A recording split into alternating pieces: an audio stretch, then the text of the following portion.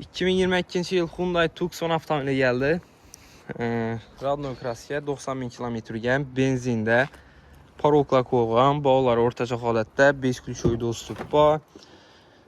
Polikdə döşəlgən işlərinə, sidinlər elektronik, pamitli sidiniyə, rullarında cruise kontrol, multimedia, 360 gradus kameraları, abdu, abagrev, bir anda 101 ayənəz, telefon zəyətgə kodidlər, həm mərsəsi var.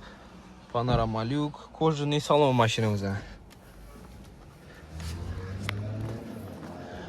Benzində 90 bin kilometr gələn.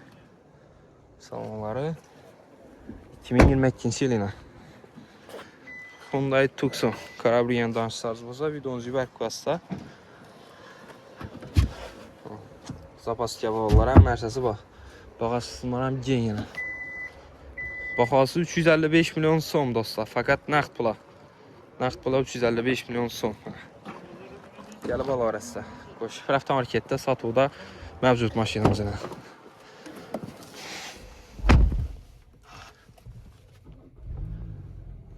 Benzində 90 bin kilometr gəlib al arasında. Bəndənə skorslarım knopkada.